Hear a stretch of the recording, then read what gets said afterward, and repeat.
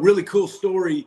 When we got to Miami, Rhett Lashley was the head coach now at SMU, was just hired as the offensive coordinator. He hired me as the wide receiver coach.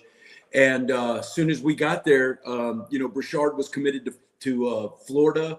But he was a local kid right around campus. And we watched his film and it was like, whoa, man, maybe we can stop this kid from getting out of our backyard. So we just got in contact with him. He had interest. We kind of showed him our plan. But the coolest thing about Brashard is when I watched his film and Coach Lashley and Coach Diaz, that was the head coach at Miami, had asked me what I thought. I said, he is a receiver. Yeah, he'll be a good receiver for a slot receiver. I said, but the thing that separates him from everybody I've watched on film this year is when he gets the ball in his hand, he's like a 5-star running back. And I said that back when he was in high school. So thank you for that. Yeah, exactly.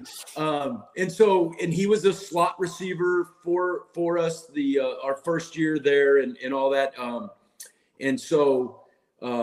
We ended up coming to SMU. Then he comes over here, and we already had like 2 really good slot receivers here at SMU, and they were both going to be seniors. And we were like, Brashard, we're like, we have a lot of guys at that position. What do you think about trying your hand at running back? The kid never played like running back in college until he got to SMU. And then we put him back there, and within a couple of days, we were like, whoa, this guy is a big time running back. I personally think he was drafted lower than his talent is. That's just my opinion. Going into the draft and being in college football and being around some guys, I thought he was a 3rd-round dude. He has got the speed to take anything to the house at any point in time, which is awesome. He has great hands for a running back because he's a receiver, right? So you can run option routes with him out of the backfield. You can motion him out of the backfield. We love to get him matched up with safeties at our level. I know the NFL is a little bit different, but we loved that matchup in college. Any linebacker or any safety matchup, that was in our favor, and he most of the time won. And he can make contact catches. He can go up and get the ball and high point a ball like a receiver. So he's an awesome weapon to have.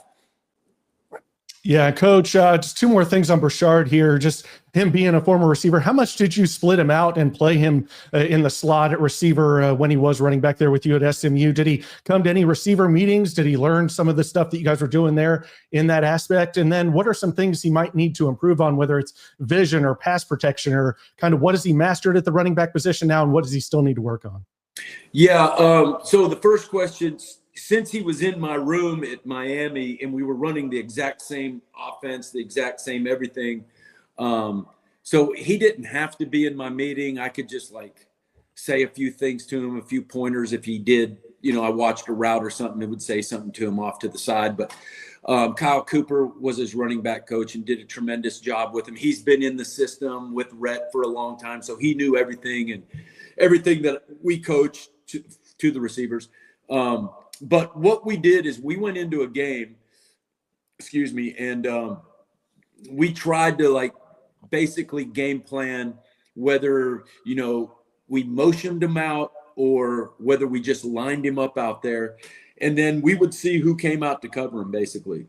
And if it was anybody with a number 44 or something, we're like, that guy's dead meat, right? So we, obviously, if it was a big linebacker with a neck roll, we're like, well, that guy's dead.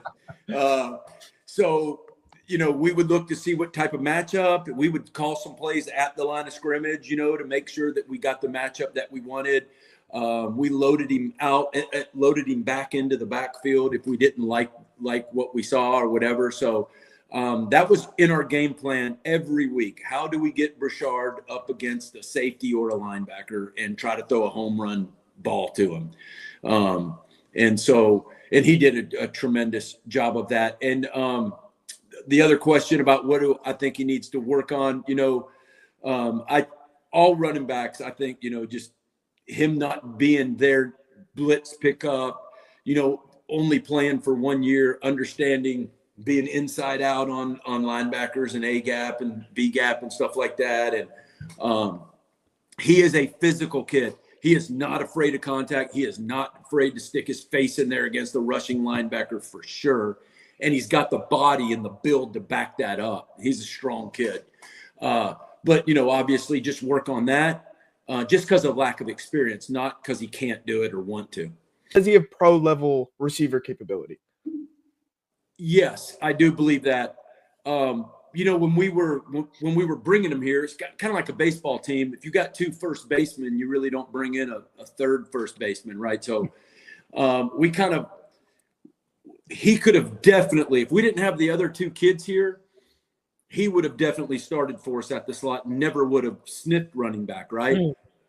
If we didn't have those other 2 guys. But we thought the combination of those 2 guys with their experience coming back and then his ability to play, we thought he could play running back from what we've seen, made us a better team as a whole. And I'm going to sing Andy's praises here. I hope he's watching this. Is that he couldn't have gone to a better place that's going to utilize him. I think, he's the best in football of creating matchups like that. And I think, like I said, I don't think he could have gone to a better team.